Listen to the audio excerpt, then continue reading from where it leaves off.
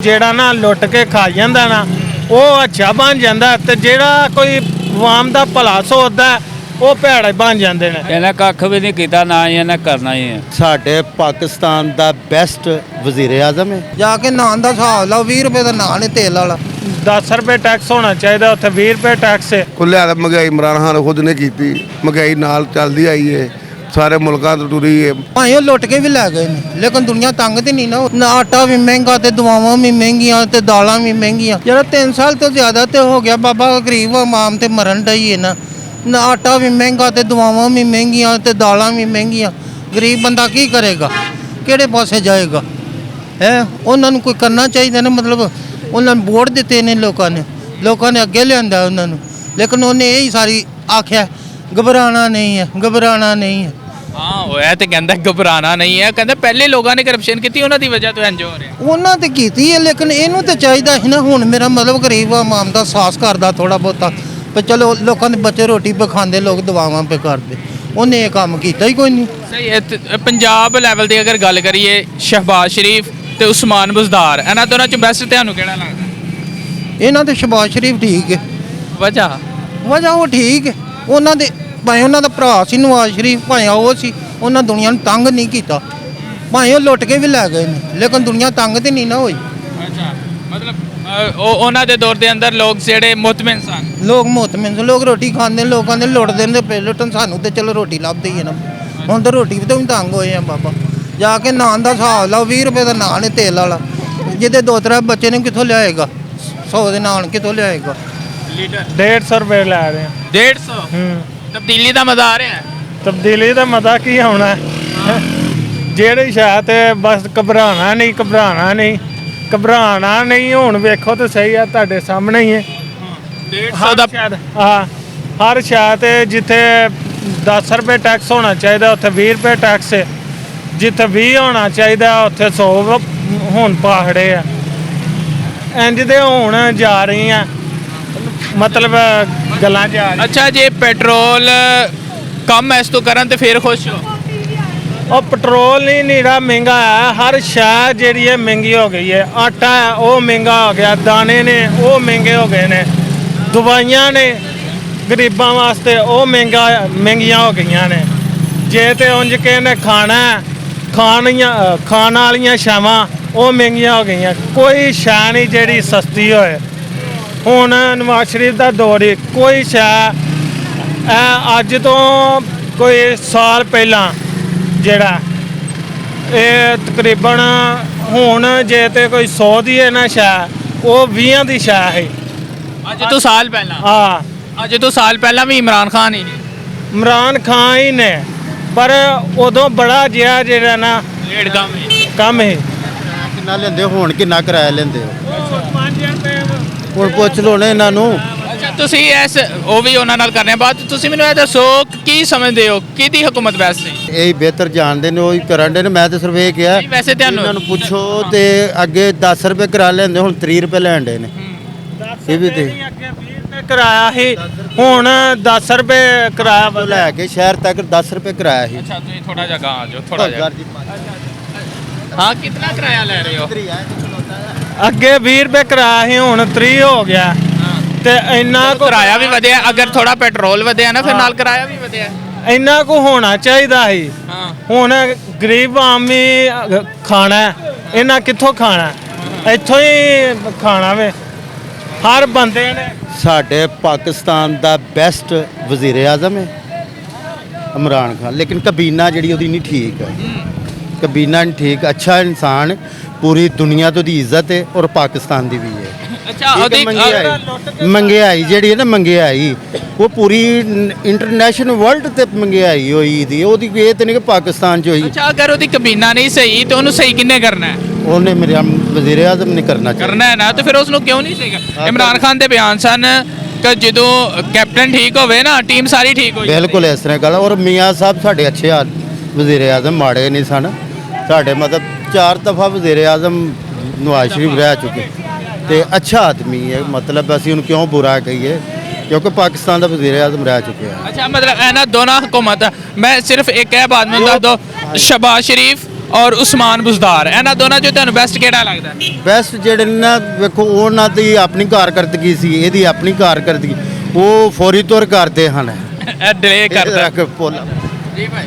ਮੈਂ ਕਹਿ ਰਿਹਾ ਵਾਂ ਹੁਣ ਇਹ ਤੇ ਕਹਿੰਦੇ ਨੇ ਬੈਸਟ ਤੇ ਚੰਗਾ, ਜਿਹੜਾ ਵਾਮ ਨੂੰ ਹਰ ਆੜੀ ਐਨਜੀਓ ਆ, ਵਾਮ ਨੂੰ ਜਿਹੜਾ ਨਾ ਲੁੱਟ ਕੇ ਖਾ ਜਾਂਦਾ ਨਾ ਉਹ ਅੱਛਾ ਬਣ ਜਾਂਦਾ, ਤੇ ਜਿਹੜਾ ਕੋਈ ਵਾਮ ਦਾ ਭਲਾ ਸੋਚਦਾ ਉਹ ਭੈੜੇ ਬਣ ਜਾਂਦੇ ਨੇ। ਹੁਣ ਵੇਖੋ ਨਵਾਜ਼ ਸ਼ਰੀਫ ਹੀ, ਉਹਨੂੰ ਉਹ ਕਹਿੰਦੇ ਨੇ ਉਹ ਜਿਹੜਾ ਵਾਮ ਦਾ ਭਲਾ ਨਹੀਂ ਉਹਨੇ ਕੀਤਾ, ਤੇ ਮਤਲਬ ਅੱਛਾ, ਤੁਹਾਡੇ ਖਿਆਲ ਦੇ ਨਾਲ ਨਵਾਜ਼ ਸ਼ਰੀਫ ਜਿਹੜਾ ਹੀ ਉਹ ਬੈਸਟ ਹੈ ਜੀ ਭਾਈ? ਤੁਸੀਂ ਕੀ ਕਹਿੰਦੇ ਹੋ, ਤੁਹਾਡੇ ਖਿਆਲ ਦੇ ਨਾਲ ਕਿਹੜੀ ਹਕੂਮਤ ਹੈ ਜਿਹੜੀ ਅੱਛੀ ਹੈ?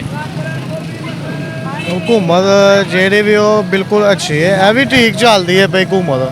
ਗੱਲ ਕਰਨ ਦਾ ਮਕਸਦ ਭਲਾ ਕਿ ਮਹਿੰਗਾਈ ਜੇ ਅਗਰ ਤੁਰਕੀ ਵੇਖਿਆ ਜਾਏ 8 ਸਾਲ ਉਹਦੇ ਵੀ ਮਹਿੰਗਾਈ ਰਹੀ ਹੈ, ਸਬਰ ਕਰਨਾ ਪੈਣਾ ਹੈ ਆਵਾਮ ਨੂੰ, ਆਵਾਮ ਨੂੰ ਸਬਰ ਕਰਨਾ ਪੈਣਾ। ਕਿੰਨੇ ਕਿ ਦੇਰ 3 ਸਾਲ ਹੋ ਸਕਦਾ, ਅਗਲੇ 5 ਸਾਲ ਵੀ ਹੋ ਰਹੇ। ਮਤਲਬ ਇਹ ਹੁਣ ਜਿਹੜਾ 1.5 ਸਾਲ ਬਾਕੀ ਉਹਦੀ ਹਕੂਮਤ ਆ, ਤੁਸੀਂ ਸਮਝਦੇ ਪਏ ਹੋ ਕਿ ਤਬਦੀਲੀ ਲੈ ਕੇ ਆਏ? ਇਨਸ਼ਾਅੱਲਾ ਕਿਉਂ ਨਹੀਂ ਲੈ ਗਏ, 5 ਸਾਲ ਹੋ ਰਹੇਗਾ। ਠੀਕ ਹੈ, ਅਸਲਾਮ ਵਾਲੇਕੁਮ। ਵਾਲੇਕੁਮ ਸਲਾਮ। ਕੀ ਹਾਲ ਭਾਈ? ਅੱਲਾ ਦਾ ਸ਼ੁਕਰ। ਅੱਛਾ, ਮੈਨੂੰ ਦੱਸਿਆ ਜੇ ਇੱਕ ਕੀ ਕਹਿੰਦੇ ਹੋ 3.5 ਸਾਲ ਤੱਕ ਦੀ ਨਾ ਹੋ ਗਿਆ ਹਕੂਮਤ ਨੂੰ ਇਮਰਾਨ ਖਾਨ ਦੇ, ਕਿਹੋ ਜਿਹੇ ਹਾਲਾਤ ਨੇ, ਕੀ ਸਮਝਦੇ ਹੋ? ਹਾਲਾਤ ਦੇਖੋ ਜੀ ਪੂਰੇ ਆਲਮ ਨਾਲ ਲੈਣਾ, ਯਾਨੀ ਕਿ ਪੂਰੀ ਦੁਨੀਆ ਦੇ ਨੇ। ਠੀਕ ਹੈ, ਮਹਿੰਗਾਈ ਤੇ ਆਉਂਦੀ ਹੈ ਸਾਰੇ ਪਾਸੇ ਆਈ ਹੈ। ਕੁੱਲ ਹਾਲ ਮਹਿੰਗਾਈ ਇਮਰਾਨ ਖਾਨ ਖੁਦ ਨੇ ਕੀਤੀ, ਮਹਿੰਗਾਈ ਨਾਲ ਚੱਲਦੀ ਆਈ ਹੈ, ਸਾਰੇ ਮੁਲਕਾਂ ਤੋਂ ਟੁਰੀ ਹੈ, ਕਾਫੀ ਮੁਲਕਾਂ ਵਰਲਡ ਚੱਲੀ ਹੈ, ਔਰ ਕਈ ਮੁਲਕਾਂ ਨਾਲ ਸਾਡੀ ਮਹਿੰਗਾਈ ਰਿਆਤ ਹੈ। ਮਜ਼ਦੂਰੀ ਵਧੀ ਹੈ, ਜੇ ਆਮਦਨ ਵਧੀ ਤਾਂ ਮਜ਼ਦੂਰੀ ਵੀ ਵਧੀ ਹੈ। ਬੱਲੇ ਆ ਕਿ ਮਤਲਬ ਤੁਸੀਂ ਇਹ ਸਮਝਦੇ ਪਏ ਹੋ ਕਿ ਇਤਨੀ ਜ਼ਿਆਦਾ ਮਹਿੰਗਾਈ ਨਹੀਂ, ਅਗਰ ਮਹਿੰਗਾਈ ਜ਼ਿਆਦਾ ਹੋਈ ਹੈ ਫਿਰ ਲੋਕਾਂ ਦੀ ਮਜ਼ਦੂਰੀ ਵੀ ਜ਼ਿਆਦਾ ਹੋਗੀ। ਜ਼ਿਆਦਾ ਅਸੀਂ ਤਾਂ ਇਹ ਦੇਖਨੇ ਖਬਰਾਂ ਸੁਣੀਏ ਨਾ, ਜੇ ਇੰਡੀਆ ਦੀ ਸੁਣੀਏ ਜਾਂ ਬੰਗਲਾਦੇਸ਼ ਦੇ ਸੁਣੀਏ, ਏਸ਼ੀਆ ਦਾ ਸੁਣੀਏ, ਉਹਨਾਂ ਸਾਡੇ ਕਾਫੀ ਰਿਆਤ ਹੈ।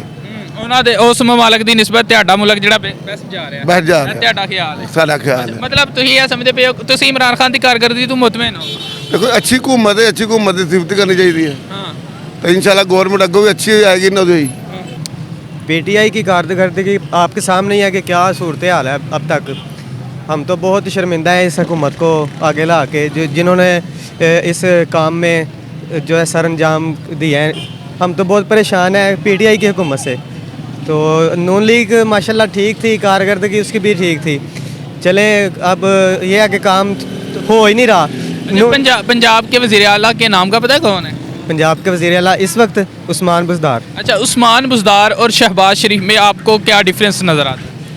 शहबाज शरीफ बहुत शेर दिल आदमी थे माशाल्लाह, वो खुद भी जो है ना भाग दौड़ करने लग पड़े थे। उस्मान बुज़दार जो है ना वो बिल्कुल ही वो मीसने कुन्ने नहीं जिन्हों कहते, वो आदमी है वो हमारी समझ से बाहर हैं, क्योंकि वो बाहर तो निकलते नहीं पहले नंबर पे, पता नहीं डरते हैं। वो कहते हैं कि ये कारकर्दगी कर रहे हैं, ये पंजाब को बेहतर करने की कोशिश कर रहे हैं, ये शहबाज शरीफ की तरह बड़े बड़े जो है ना बूट पहन के बाहर नहीं आते। सर ये देखें ना कि कारकर्दगी तो ये है ना कि आए दिन कोई ना कोई नए से नया वाक़या हमारे इस पंजाब में आ रहा है। आपको पता है कि अभी 1-2 दिन पहले की बात है जो सियालकोट में सानेहा हुआ है, उससे पहले भी अपना 2012 थी शायद या 13-14 थी, तो जब वो 2 भाइयों को भी ऐसे किया गया, आई थिंक 6 था, 5 या 6 था। हाँ जी, तो वो भी देखे ना वो भी कारकर्दगी है ना। चले तब नॉन लीग की शायद हुकूमत थी, मगर अब जो ये वाक़या आया, एक तो गैर मुल्की बंदा था उसको। चलिए ये बिल्कुल ओवरऑल हम बात कर रहे हैं कि ये तो बिल्कुल वाक़या अच्छा नहीं था। मुझे ये बताएं कि अब तक पंजाब के अंदर उस्मान बुज़दार, शहबाज शरीफ, आप इन दोनों में से बेस्ट किसको समझते हैं? हम तो शहबाज शरीफ को समझते हैं, चले से लेके अब तक शहबाज शरीफ को समझते हैं। अस्सलाम वालेकुम। वालेकुम सलाम। कैसे हैं आप? अल्लाह का करम, ठीक हो? तबीयत ठीक है? शुक्र है अल्लाह की कहना चाहोगे इमरान खान की कारकर्दगी च? मैं इमरान खान की कारकर्दगी की किया जा सकता है? नहीं, कैसी लगी है तब्दीली का? कोई मज़ा भी आया? नहीं कुछ नहीं, कोई मज़ा मुज़ा नहीं। क्यों? मज़ा कद आना है जो हर बंदा तंग है, परेशान है, हालात खराब ने, महंगाई है, बेरोज़गारी है। महंगाई तो अगर वेखिए ना जेड़ी भी हुकूमत आई है पहले ही हुकूमत नालों ज़्यादा नहीं हुई है, पर इन्नी नहीं जिन्नी हूँ ने। जिन्नी हो? हाँ जी। कोरोना भी तो आया है ना, पूरी सारी दुनिया के उत्ते असर। कोरोना आया तो कोरोना च हुकूमत नूं फायदे भी होए ने, माल भी आया, 100 छुट्टा चढ़ाई भी बाहर के मुल्कों च होई है, तो आवाम नूं भी तो रिलीफ मिलना चाहिए ना, पर आवाम बेचारी परेशान ही है। आवाम ने वेखो 12-12 हज़ार रुपया भी दिता है। 12,000 के बिल ही तरना, होर की होएगा 12,000 का ज़्यादा से ज़्यादा।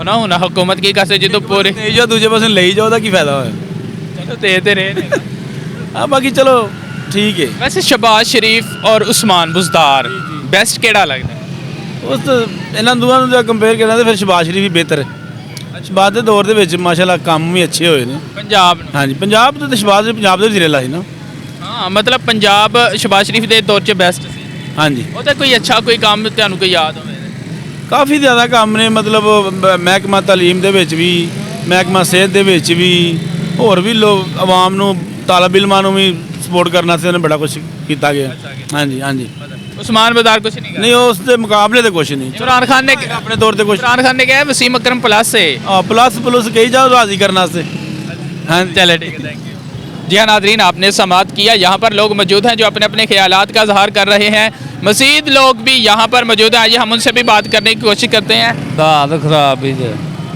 की वजह है क्यों इस तरह हो रहा है कोई समझ ਮਹਿੰਗਾਈ ਬੜੀ ਹੈ ਗਾਹਕ ਪੈਂਦਾ ਹੀ ਨਹੀਂ ਆਪਣਾ ਹਿਸਾਬ ਕਿਤਾਬ ਕਰਦੇ ਰਹਿੰਦੇ ਨੇ ਸਾਰੇ किन्ने रुपए दर्जन दे रहे हो ਇਹ ਹੁਣ ਤਾਂ 60 ਵੇਚਦੇ ਜੇ ਪਰ 60 रुपए सारे ही ਹਾਂਜੀ ਆ ਸਾਰਾ 60 ਅੱਛਾ ਸਹੀ ਹੋ ਗਿਆ ਅੱਛਾ ਤੇ ਇਮਰਾਨ ਖਾਨ ਦੀ ਜਿਹੜੀ ਗਵਰਨਮੈਂਟ ਹੈ ਤੁਹਾਨੂੰ ਕੀ ਲੱਗਦਾ ਸ਼ਹਬਾਜ਼ ਸ਼ਰੀਫ ਨੂਨ ਲੀਗ ਦੀ ਜਿਹੜੀ ਗਵਰਨਮੈਂਟ ਸੀ ਉਹ ਸਹੀ ਜਾਂ ਸ਼ਹਬਾਜ਼ ਸ਼ਰੀਫ ਦੀ ਇਮਰਾਨ ਖਾਨ ਸਹੀ ਤੇ ਉਹ ਹਜੇ ਇਹਨੇ ਕੀ ਕੀਤਾ ਇਹਨੇ ਕੱਖ ਵੀ ਨਹੀਂ ਕੀਤਾ ਨਾ ਹੀ ਇਹਨੇ ਕਰਨਾ ਹੀ ਹੈ ਨਹੀਂ ਕਰਨਾ ਜਿਹੜੇ 1.5 ਸਾਲ ਬਚ ਗਿਆ ਕੁਝ ਨਹੀਂ ਲੱਗਦਾ ਨਾ ਇਹਨੇ ਕੁਝ ਨਹੀਂ ਕਰਨਾ ਤਬਦੀਲੀ ਨਹੀਂ ਆਏਗੀ ਉਹ ਉਹਨੇ ਲਿਆਂਦੀ ਹੈ ਆਵਾਮ ਲਈ ਬੇੜਾ ਗਰਕ ਕਰ ਛੜਿਆ ਹੋਰ ਉਹਨੇ ਕਰਨਾ ਅੱਛਾ ਬੇੜਾ ਗਰਕ ਕੀ ਹੋਇਆ ਕੋਈ ਬਿਹਤਰੀ ਨਹੀਂ ਆਈ ਨਾ ਕੋਈ ਬਿਹਤਰੀ ਨਹੀਂ ਹੋਈ ਉਹਨੇ ਕਿਹਾ ਸੀ ਮੈਂ ਨਾ ਗਰੀਬ ਆਵਾਮ ਨੂੰ ਸਹੂਲੀਅਤ ਦਵਾਂਗਾ ਆ ਕੇ ਤੇ ਕੁਝ ਨਹੀਂ ਮਿਲੀਆਂ ਮਹਿੰਗਾਈ ਕਰ ਛੜੀ ਹੋਰ ਕੀ ਮਿਲਿਆ ਉਹ ਕਹਿੰਦੇ ਮਹਿੰਗਾਈ ਤੇ ਇਸ ਵਜ੍ਹਾ ਤੋਂ ਹੋਈ ਹੈ ਪਹਿਲੇ ਲੋਕ ਚੋਰ ਸਨ ਚਲੋ ਚੋਰ ਹਨ ਤੇ ਆਵਾਮ ਦਾ ਤਾਂ ਸੋਚਦੇ ਹਨ ਇਹ ਚੋਰ ਨਹੀਂ ਤੇ ਆਵਾਮ ਦਾ ਨਹੀਂ ਸੋਚਦਾ ਆਵਾਮ ਨੂੰ ਦਲੀਲ ਕਰਦਾ